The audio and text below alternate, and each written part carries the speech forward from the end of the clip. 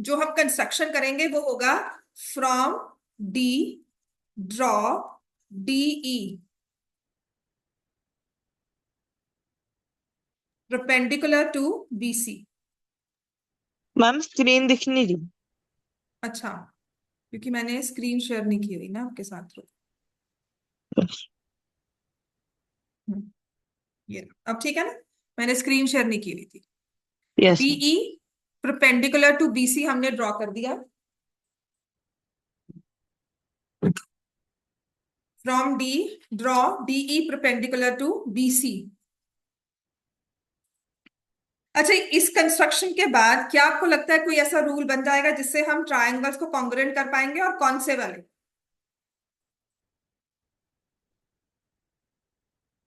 मैंने ये 90 डिग्री बनाया, 90 डिग्री और कहाँ बन रहा है? ए पर।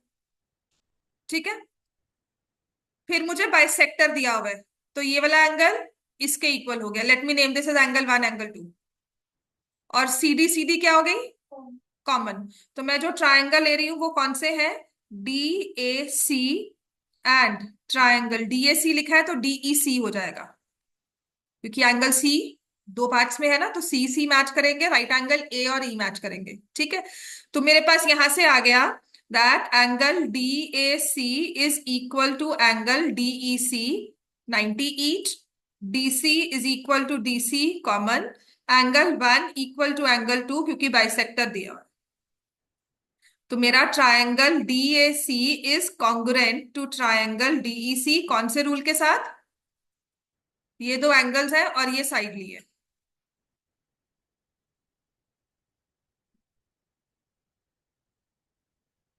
ए एस से नहीं, A S, any two angles and one side. A S rule के साथ ट्रायंगल्स कॉन्ग्रुएंट हो गए। मैम एक क्वेश्चन मैम आज स्कूल में हो नहीं रहा था मैम, उसका एक पार्ट तो मैम वो भी बता दें। अच्छा ठीक है,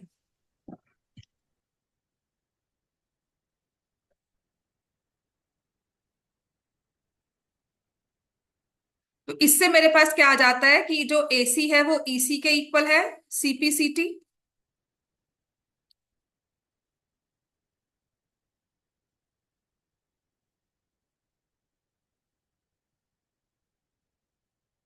एसी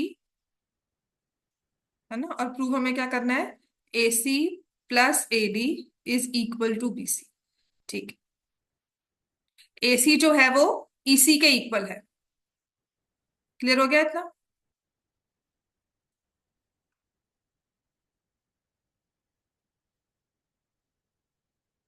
एसी साथ में किसके इक्वल है? एबी के।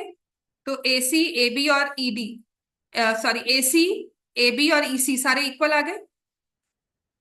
ठीक है, तो एबी को आप लिख सकते हो, पर बीसी कैसे बना? चलो लेट मी सी।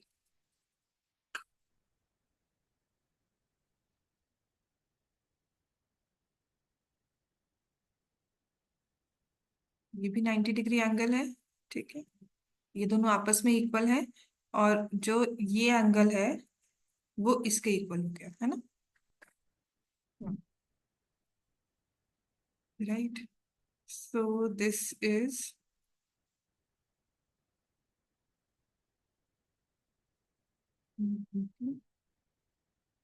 और ये 90, यहाँ पर भी 90 बना।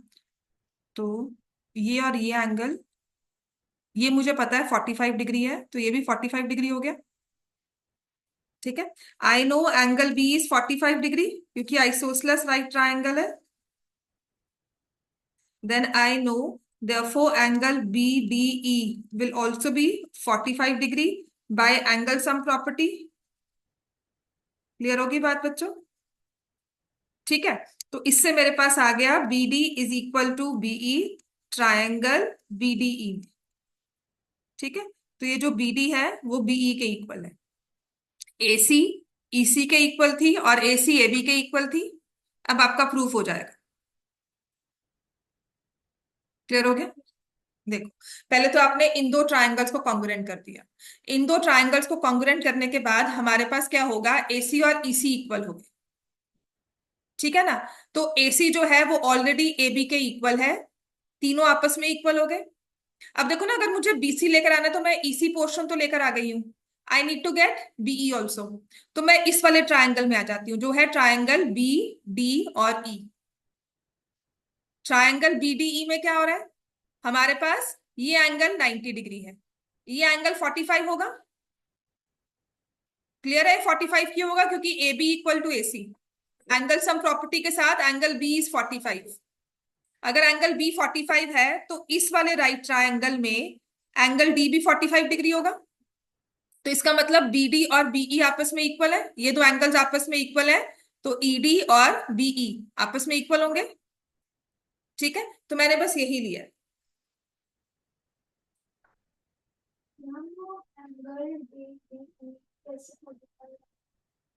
डीबीई कैसे 45 आया? आपका ट्रायंगल ए बी सी, तुम लेट क्यों आई हो? ट्रायंगल बी ए सी लिया, आपको दिया हुआ है B A is equal to A C, यही दिया हुआ है ना? हाँ, A B is equal to A C, यही दिया हुआ है। रियो, कम है, B A is equal to A C आ गया। ठीक है, तो ट्रायंगल आइसोसलेस राइट ट्रायंगल हो गया। Can I say angle B equal to angle C, बड़े वाले में। ठीक है, अब ट्रायंगल ए बी सी में ले लो, ए प्लस बी प्लस सी 180 डिग्री हो गया, है ना? एंगल ए आपको 90 दिया है, बी और सी इक्वल हो गए, तो राइट ट्रायंगल में ये एंगल 45 डिग्री आ गया, जो मैंने एंगल लिया है बी। ठीक है, 45 डिग्री। इतना क्लियर हो गया? ये वाला एंगल 45 डिग्री आ गया, ये वाला। अगर ये 45 डिग्री है तो आपका ट्रायंगल आप ले रहे हो बीईडी, बीईडी में ये भी एंगल 45 हो गया। Can we see angle D 45? क्योंकि अगर ये 90 है, ये वाला 45 है, तो ये भी 45 हो गया। ठीक है, अब इससे मेरे पास आ गया B D is equal to BE, B D is equal to BE. समझ में आ गया? अब देखो, आपको प्रूफ क्या करना है? आपको प्रूफ करना है A C plus A D is equal to B C. ठीक है, इतना लिख लिया सबने? जो मैं इसमें यूज करूंगी वो मेरे पास ये चीज है, that A C is equal to A B is equal to E C and BE is equal to B D. तो बीसी किसके इक्वल है? ईसी प्लस बीई, है ना? बीसी को आपने दो पार्ट्स में ब्रेक कर दिया, बीई प्लस ईसी। ईसी किसके इक्वल लिखोगे? मुझे प्रूफ में क्या चाहिए? एसी, तो मैंने वहां पर एसी लिख दिया। और बीई की जगह मैं क्या लिख दूंगी? B, B D. मुझे तो एडी चाहिए।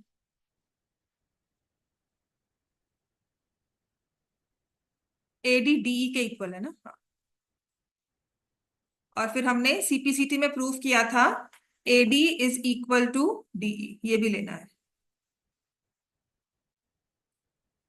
AD is equal to DE CPCT. ठीक है, तो बीई बीडी और यहां से डी, बीडी बीई और फिर डीई। डीई किसको इक्वल है? एडी। पर ये कैसे हो गया? रुको, यहाँ पर भी है AD is equal to DE, जिससे पढ़ा हमसे नहीं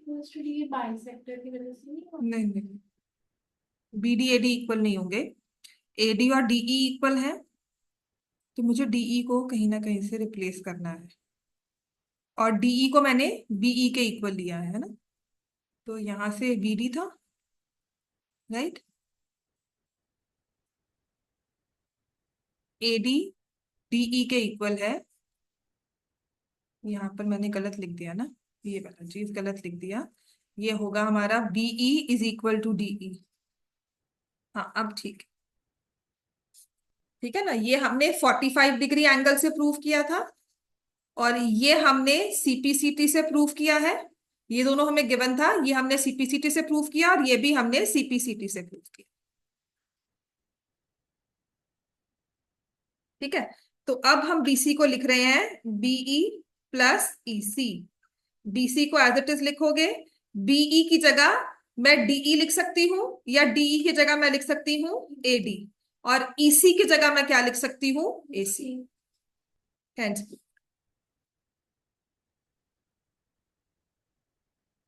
अब इसके बाद एक स्क्वायर वाला क्वेश्चन रह गया इसमें। हाँ, ऋषभ तुमने किया है होमवर्क? अब समझ में आने शुरू हुए क्वेश्चन? तो सिर्फ थर्ड वाले में डाउट था, मैंने कर दिया, पता नहीं। मैं देख देती हूँ।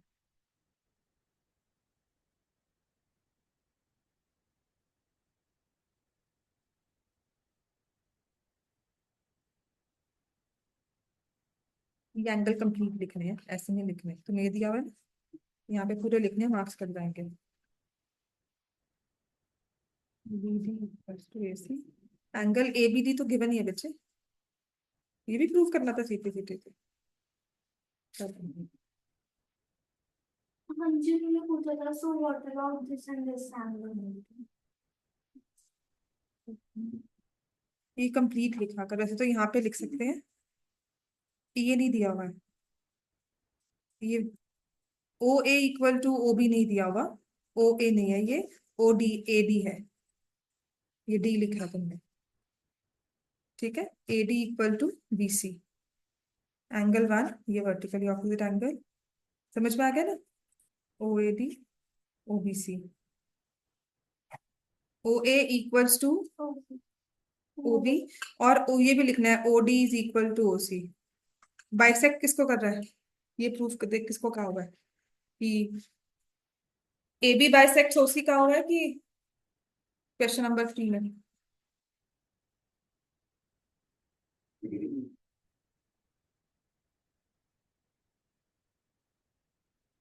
सी D bisect A B, C D bisect, ठीक है, और यहाँ पे लिख दोगे hence C D bisect A B.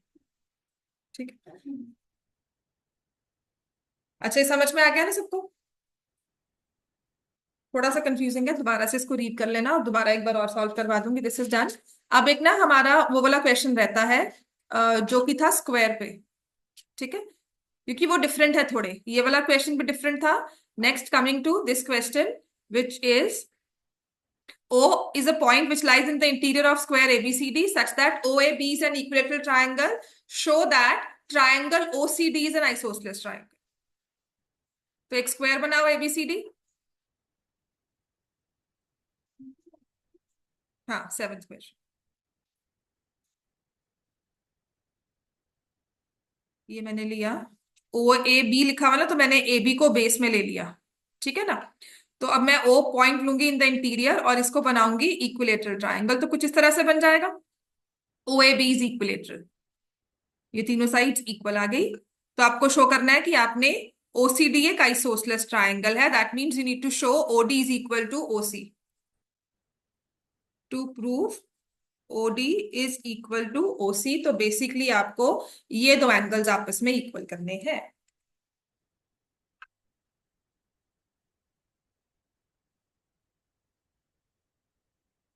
बहुत इजीली प्रूव हो जाएगा, कर सकते हैं हम।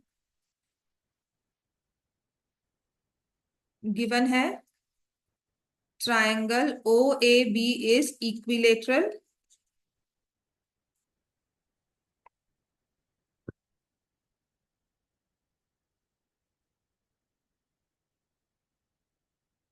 अच्छा ये एबीसीडी क्या दिया हुआ है? स्क्वायर की सारी साइड्स क्या होती हैं?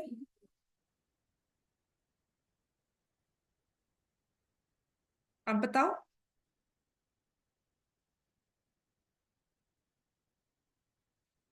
ट्राइंगल इक्विलेटरल है, तो what can I say about this angle? 60 degree है। ये कितना है?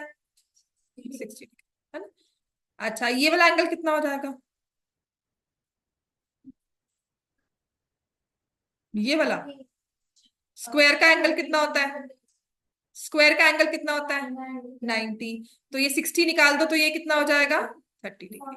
ठीक है, ये भी कितना हो गया? 30 डिग्री। अच्छा, अब मुझे बता दो कि अगर ये कहा है कि O A is equal to A D, दिख रहा है ना हमें, क्योंकि ट्राइंगल इक्विलेटरल था, ए बी ओ ए के इक्वल है, ये वाली साइड इसके इक्वल है, तो ये वाली साइड इसके इक्वल हो गई, तो ट्राइंगल एओडी कौन सा ट्राइंगल हो गया? Isosceles. So I can say these two angles are same. Can you find the measure of these two triangles? ये हमारा 30 डिग्री है. एंगल सम प्रॉपर्टी के साथ ये एंगल और ये एंगल, इनका सम क्या होना चाहिए? 150. 150 को दो हिस्सों में डिवाइड कर दोगे, 75 75. तो ये एंगल कितना आ गया? ओडीसी एंगल कितना आ जाएगा? 15 हो जाएगा ना. 90 में से 75 गया. Same will go here similarly. ये दो साइड्स इक्वल है, ये 30 डिग्री है, ये भी 75 आ गया और ये भी 75 आ गया, ये 15 हो गया. तो ट्रायंगल में हमारे पास ओसी और ओडी इक्वल हो गए, hence it is isosceles triangle. अब लिखो इसको आराम से बैठकर, एक बार खुद मैम ये कोशिश करोगे. 30, मैम स्क्वायर 30 का कैसे आया? एंगल स्क्वायर जो होता है वो 90 डिग्री होता है, डीएबी.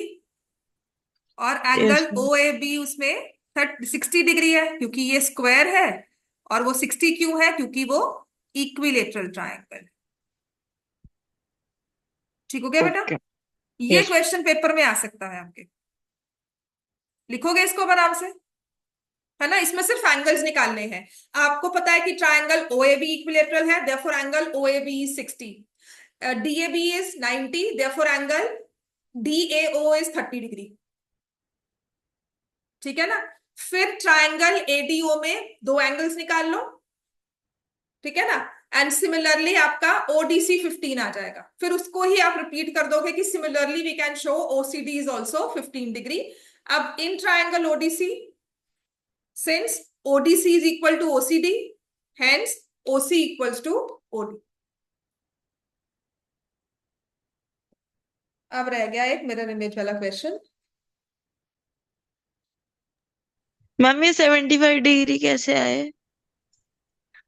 ट्रायंगल एओडी में तुम्हें इतनी पसंद है एंगल सम प्रॉपर्टी लगाओ. ठीक है. तुम्हें पता है AO is equal to AD, therefore angle AOD is equal to angle ADO. ठीक है. 30 plus angle AOD plus angle ADO is 180 degrees. अब हो जाएगा. Ma'am a ma'am AO equal to AD तो उन्होंने दिया ही नहीं. क्यों नहीं दिया हुआ बच्चे? अच्छा ए बी, दिया हो गया. हाँ दिया नहीं हुआ, आप रिड्यूस कर रहे हो. O A B equilateral triangle है, तो ए बी एओ के इक्वल है. और A B C D square है, तो ए बी ए डी के इक्वल है. तो therefore A D is equal to A. ये एक्सप्लिसिटली नहीं गिवन है हमें, पर इसको हम रिड्यूस कर रहे हैं फ्रॉम आर गिवन थिंग्स. ठीक है.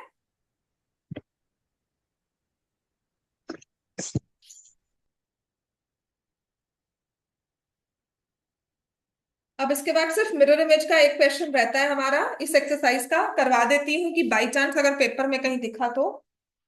ठीक है. कम चांसेस है आने के. बिल्कुल मना तो नहीं करूंगी कि नहीं आएगा, because you never know what questions can come in the paper. पर आपके टर्म पेपर्स में जरूरी नहीं है. हाँ, ये स्क्वायर वाला क्वेश्चन आपको ना टेस्ट में जरूर दे सकते हैं. फाइनल पेपर में देना दे, क्योंकि वहां पे ना फिर हाई हाँ वो एक हाहाकार नहीं हो जाता कि इतना डिफिकल्ट दे दिया, ये तो आता नहीं था. रिजल्ट खराब होते हैं, है ना, टीचर्स के.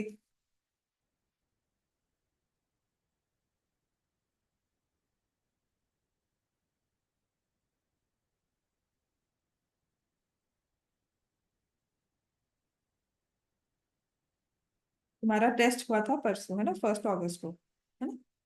तो मुझे चेक करके देना है.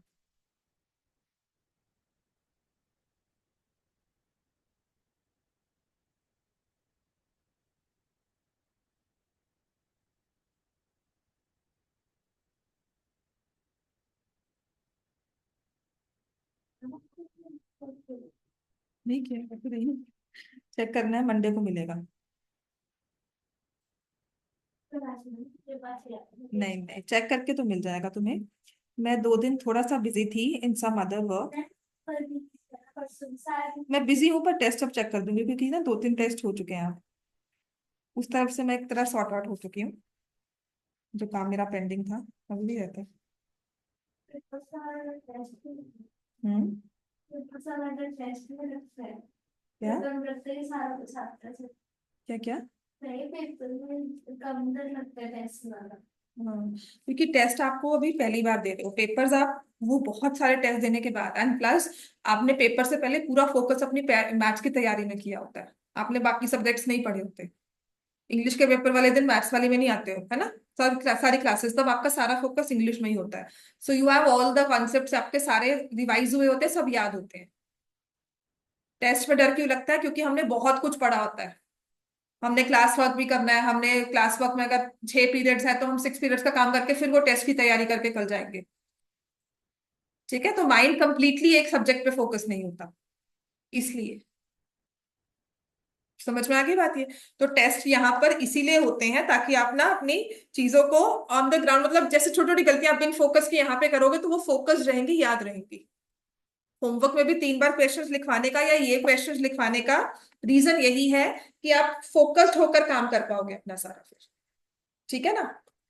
जब बिना फोकस से आप क्वेश्चंस को याद करते हो, जब फोकस होगा तो और अच्छे समझ में आएगा। कॉन्फिडेंटली समझ में आता है कि किया हुआ है पहले, ये तो हो जाएगा। राइट? इसलिए टेस्ट होते हैं। यहाँ वाले टेस्ट को, मार्क्स को छोड़कर सिर्फ प्रिपरेशन वाइज में देखा करो।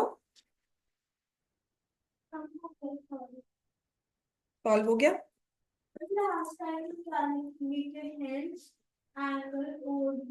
C is equal to angle OCD, therefore triangle ODC या OCD जो भी दिया हुआ is an equilateral triangle। अब यहीं पर क्वेश्चन नंबर 2 करना है हमें। हाँ, लिख लो। मैम हाँ जी। मैम एक बार एक्सरसाइज 7.1 का 8th क्वेश्चन का सेकंड पार्ट बता हाँ, दो। वो भी करवा दूंगी।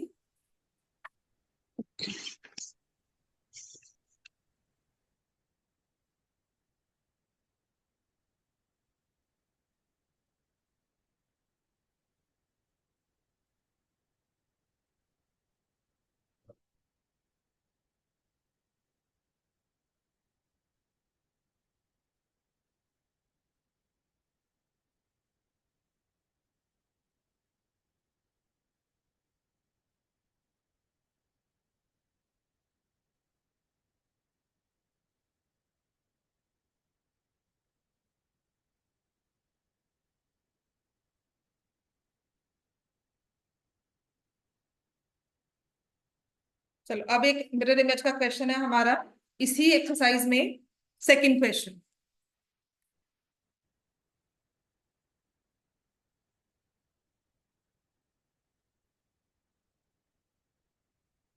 पर टेढ़ा मेढ़ा सा ही है वो भी। हाँ, जस्ट बिकॉज यहाँ दिया हुआ है इसलिए करवा रही हूँ ये वाला question. Is the question visible everyone, है ना? कृषिव,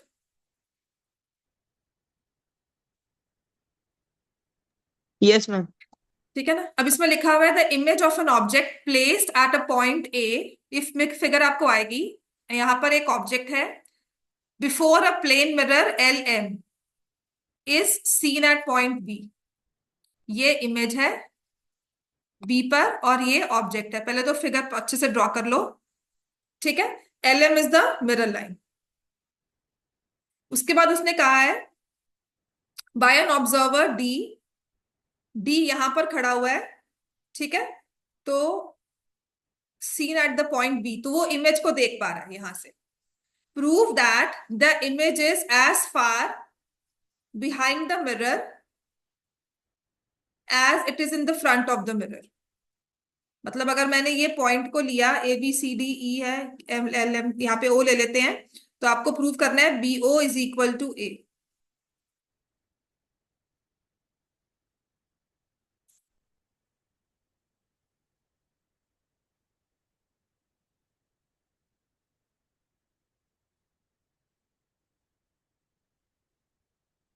यही प्रूव कर। ठीक है, वैसे तो ये साइंस का ही रूल होता है ना कि distance of the object from the mirror is same as distance from the image from the mirror. तो आपने साइंस में काफी बारी किया होगा। अब इसको प्रूव मैथमेटिकली कैसे करते हैं? पहले तो उसने यहाँ पे ये इंसिडेंट एंगल और रिफ्लेक्टेड एंगल लिया, नॉर्मल ड्रॉ कर दी। क्योंकि ये डी ऑब्जेक्ट को देख रहा है ना, यहाँ से इस इमेज को देख रहा है, तो यहाँ से उसने रिफ्लेक्शन भी ले ली कि यहाँ से जा रहा होगा। तो ये जो एंगल बना, इसको हमने बाइसेक्ट कर दिया, I is equal to R आ जाएगा, incident angle of incidence is equal to angle of reflection.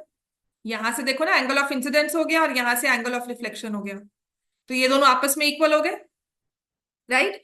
अब आप इसमें क्या लिखोगे, देखो पहली चीज तो मुझे पता है कि ये 90 डिग्री एंगल होता है, मिरर को बिल्कुल आप 90 डिग्री पे प्लेस करते हो, ठीक है ना। अब आ जाते हैं, अगर ये भी आपको पता है कि A B is parallel to C N,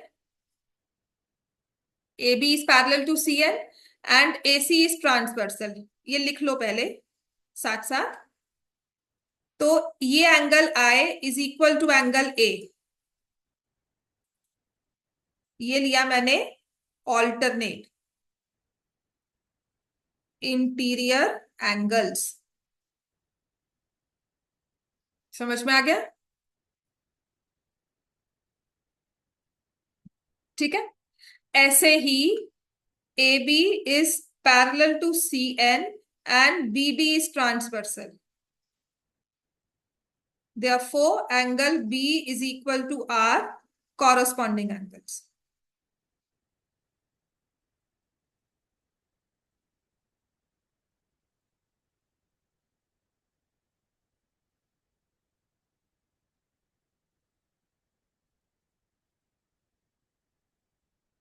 क्या आप ये दो ट्रायंगल्स को कॉन्ग्रुएंट कर सकते हो, triangle BOC and triangle AOC, क्या इन्हें कॉन्ग्रुएंट कर सकते हो?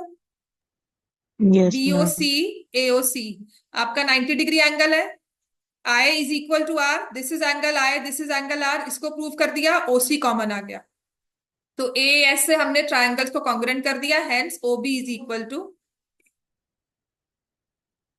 ठीक है। लिखो इसको आप, बस इतना सही होता है, इसमें थोड़े बहुत साइंस के कॉन्सेप्ट साथ में यूज होते हैं।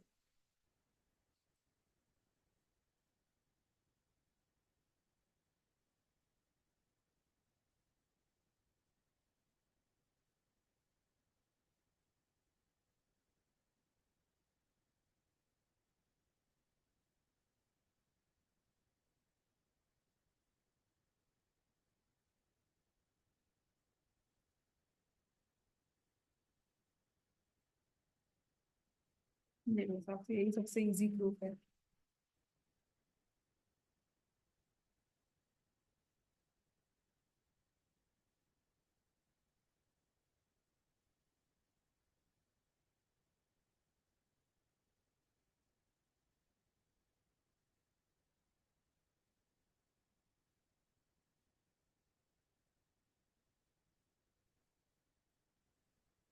क्लियर हो गया, ठीक है। अब आपका स्क्वायर वाले क्वेश्चन में जहां पे आप 75 वाला एंगल निकालते थे ना, इस क्वेश्चन से पहले वाला स्क्वायर वाला किया था, वहां पे आप वो ट्राइंगल्स को कॉन्ग्रुएंट भी कर सकते थे कि OD equals to OC, 30 degree लेकर साइड्स ऑफ स्क्वायर इक्वल आ गया, है ना। ट्राइंगल की इक्विलेटरल साइड्स, स्क्वायर की साइड्स एंड इंक्लूडेड एंगल, ऐसे ऐसे ट्राइंगल्स को कॉन्ग्रुएंट भी कर सकते थे। ऐसे वाला मैं बताती हूँ,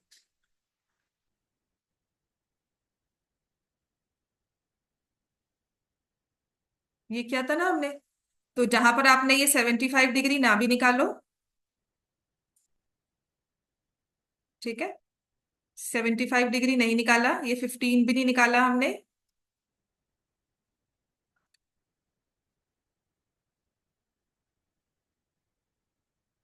ठीक है, ये 15 भी नहीं निकाला, I will not find this 75 also. यहां तक आपने 60-30 निकाल लिया, उसके बाद चाहे एंगल्स हम प्रॉपर्टी नहीं करते हम।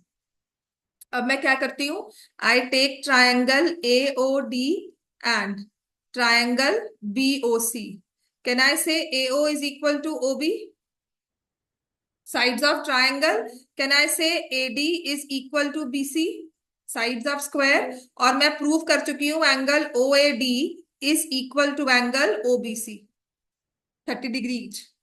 तो ट्राइंगल ऐसे ऐसे कॉन्ग्रुएंट हो गए, जिससे आपने ले लिया OD is equal to OC। We can go through congruency also, ज्यादा कैलकुलेशंस में नहीं भी जाते, ठीक होगी बात है। इसको लिख लो, ऑल्टरनेट प्रूफ। कॉन्ग्रुएंसी नहीं, जरूरी नहीं होता, आइसोसेलेस भी तो है, आइसोसेलेस से एंगल्स भी तो है ना, आप वो भी लगा सकते हो।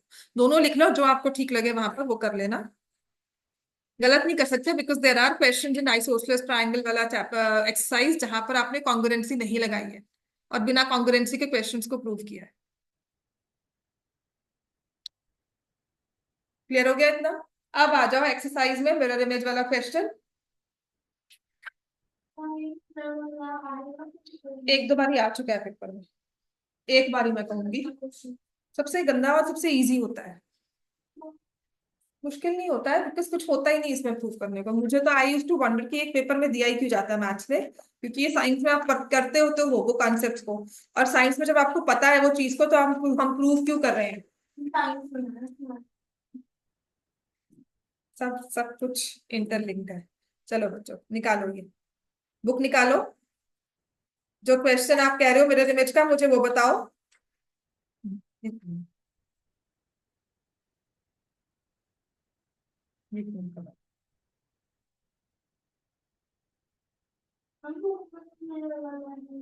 है बेटा, लाइंस एंड एंगल्स में कह रहे हो, किस में कह रहे हो? मैम को मिरर इमेज वाला क्वेश्चन कौन सा कह रहे हो तुम? मैम वो नहीं मैम, ऐसे ही मैम एक एनसीईआरटी का क्वेश्चन ही है मैम, ट्रायंगल्स का, वो नहीं हो रहा था। बताओ फिर मुझे कौन से वाला है। मैम मैम 7.1 का 8th क्वेश्चन है।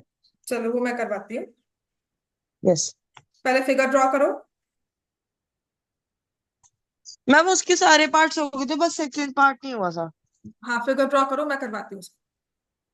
हाँ जी माँ।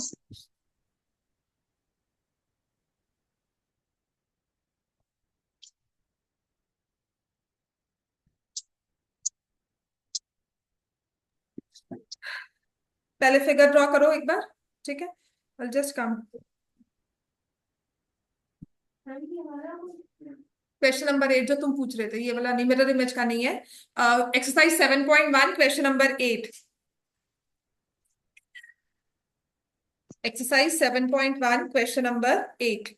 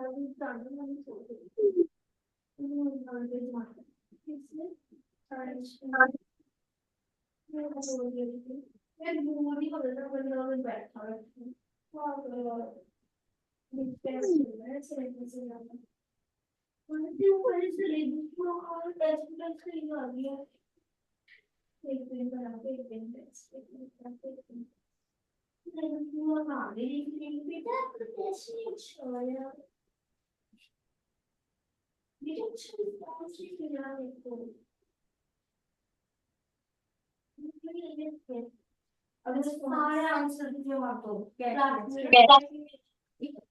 देख माने हम आंसर वापस आए।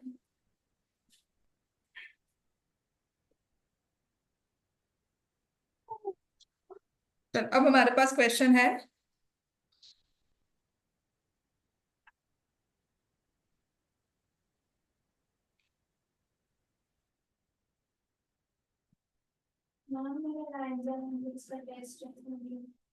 कब? स्कूल में है ना, तो कल से डाउट्स पूछ लेना अपने।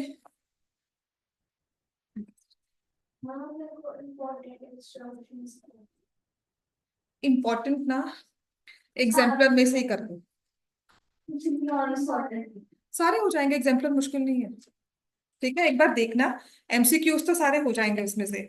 जो डिफिकल्ट वाले हैं वो मैं आपको करवा दूंगी, मैं बता भी दूंगी कौन से वाले करने हैं।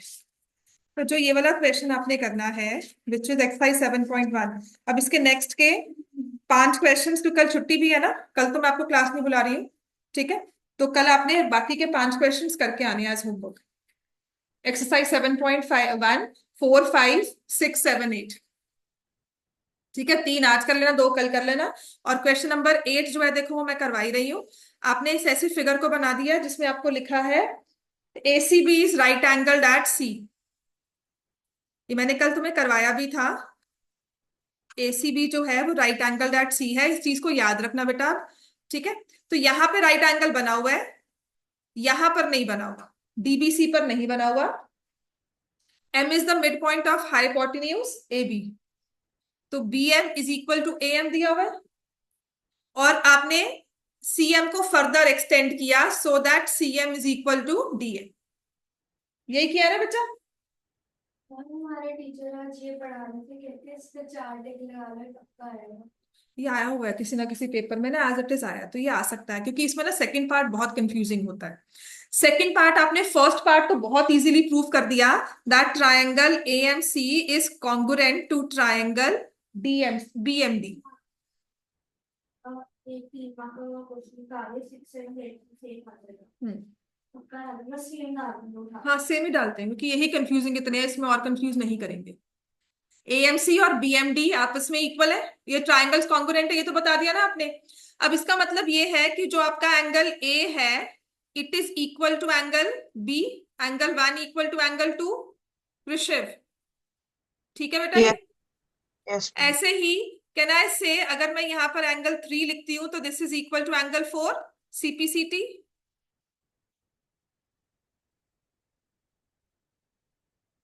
इसका सेकंड पार्ट प्रूव करना ही मुश्किल होता है, वो समझ नहीं आता कैसे करना है। अब एंगल 1 और एंगल 2 को ही अगर आप देखते हो इंडिविजुअली, बाकी सब कुछ मैं अगर इरेज कर देती हूं इस फिगर में से, जो कि which we just focus on these 2 angles. Angle 1, angle 2 देखो, कौन से एंगल्स बन रहे हैं? ये ऑल्टरनेट इंटीरियर एंगल। समझ में आ गई बात? ये फिगर को यस इरेज करने का मतलब है, चाहे वो एंगल 1 2 देखो, चाहे एंगल 3 4 देखो। ठीक है, तो यहां पर आपकी फिगर इरेज नहीं होगी, बट अगर एंगल 1 और एंगल 2 को अगर देखोगे तो वो Z बन रहा है एक तरह से, ZN जैसे मर्जी कह लो, एक फिगर Z वाली बन रही है। तो that means these are alternate interior angles as they form a pair of, as they form a pair of alternate interior angles, therefore DB is parallel to AC, therefore DB is parallel to AC। अगर DB parallel AC है तो angle DBC plus angle ACB क्या हो जाएंगे? DBC और ACB को interior angles. तुमने homework किया हुआ है ना, 1 3 क्वेश्चन लिखे थे 1 2 पक्का। DBC plus angle ACB is 180, they are co interior angles. तो ये एंगल ACB 90 है, तो एंगल DBC भी किसके इक्वल हो गया? 90। तो hence DBC is a right angle. बस इसको प्रूव करना आपको मुश्किल लगेगा, क्योंकि ये थोड़ा सा अलग तरह का प्रूफ है। उसके बाद आपको प्रूफ करने हैं 2 ट्राइंगल्स, DBC और ACB। तो एक 90 डिग्री एंगल ले लेते हैं दोनों में, एक BC कॉमन है, और BD इक्वल टू AC, जो हमने पिछले वाले में CPCT प्रूफ किया होगा फर्स्ट पार्ट में। BD इक्वल टू AC हमने प्रूफ किया है CPCT लेकर। तो ये मेरे 2 ट्राइंगल्स कॉन्ग्रुएंट हो गए S से S के साथ। ठीक है, उसके बाद हमारे पास आ जाएगा कि ये 2 हाइपोटेन्यूज AB और CD इक्वल है, and hence CM is half of AB। Clear है? तो इसका सेकंड पार्ट राइट एंगल वाला याद रखना है आपने, इसको रट्टा ही मारना है कि कैसे होगा, हमें पैरेलल लाइंस लेनी है। फोर्थ वाले में आपने ये लिख दिया that AB is equal to CD, AB is equal to CD CPCT। अब तुम्हें देखो ना, CD को दो पार्ट्स में ब्रेक कर देना है, which is CM plus MD, क्योंकि AB को उसने लिखा हुआ है, यहाँ पे CM चाहिए हमें, तो CD को हमने CM प्लस MD लिख दिया। अब CM और MD आपस में इक्वल थे, तो इसको यहाँ पे रिप्लेस कर दिया, तो AB is equal to 2CM, या फिर CM is equal to half of AB। इतना क्लियर हो गया सबको? यहां तक कोई कंफ्यूजन, कुछ ना समझ में आया हो? इसके अलावा और डाउट्स बताओ।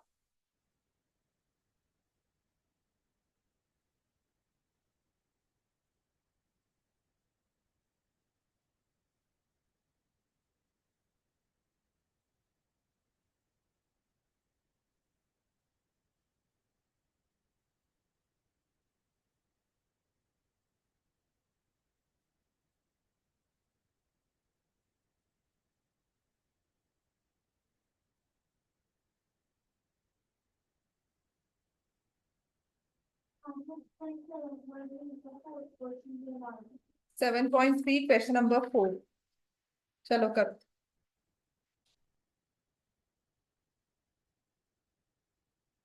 Question number 4, exercise 7.3। तुम्हारा बुक में जो कह रहे थे, कौन सा स्कूल में कौन सा क्वेश्चन नहीं हुआ था ऋषभ? हम यही वाला। अच्छा, BE and CF are two equal altitudes of triangle ABC। तो एक ट्रायंगल ABC आपने ड्रॉ करना है। तुमसे नहीं हुआ था कि किसी मतलब टीचर से नहीं हो रहा था? कैसे मतलब प्रॉब्लम आई थी इसमें?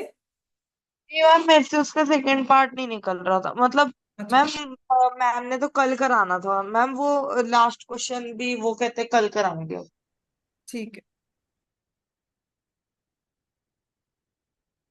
BE is equal to CF, ये दिया हुआ है, गिवन में है। BE is perpendicular to AC and CF is perpendicular to AB, और BE और CF इक्वल दे रहे हैं। आपको प्रूफ करना है triangle ABC is isosceles. To prove triangle ABC is an isosceles triangle, तो कोई भी दो साइड्स आपको इक्वल प्रूफ करनी है। RHS से ही होगा।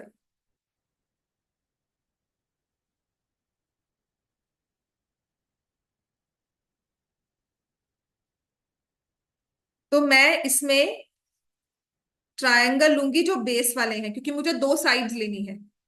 तो एक तो मेरे पास इक्वल ऑल्टीट्यूड्स है, और ये कॉमन है, तो मैं ले रही हूं triangle BFC and triangle BFC कहाँ है? तो CEB। Triangle BFC and CEB, ठीक है। दोनों में BC is equal to BC है, which is common. Then I have इसका CF। नाम से ही देखो, इस वाले ट्रायंगल में CF है और इस वाले ट्रायंगल में BE है। गिवन है इक्वल ऑल्टीट्यूड्स, और एक राइट एंगल हो गया। Angle BFC is equal to angle CEB, 90 each। Therefore, triangle BFC is congruent to triangle CEB by RHS। Congruency. और फिर आप ले लोगे angle FBC is equal to angle ECB CPCT, और angle ABC is equal to angle ACB। F को further A पे ले गए, और यहां से आपने प्रूव कर दिया कि इन ट्रायंगल ABC आपका angle ABC is equal to angle ACB। Isosceles triangle property से कह दोगे AC is equal to AB, और triangle ABC is an isosceles triangle.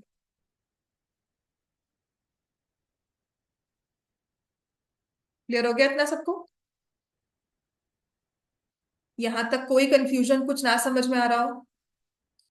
आपका होमवर्क है exercise 7.1 question number 4 to question number 8 Monday को check होगा ये। ठीक हो गया? तो आपकी एक एक्सरसाइज पूरी हो जा रही है। देखो अब ये सारे क्वेश्चंस हमें क्लियर हो गए हैं, तो इसके मिलते जुलते कितने भी क्वेश्चंस हमारे पास आएंगे फ्रॉम द एग्जाम्पलर वो सॉल्व हो जाएंगे। और कोशिश करना है एग्जाम्पल्स भी हमें करने हैं, क्योंकि पेपर में एग्जाम्पल्स भी आते हैं। क्लियर हो गया इतना? इसके अलावा कोई और डाउट है किसी भी क्वेश्चन में? लाइंस एंड एंगल्स में कोई डाउट है?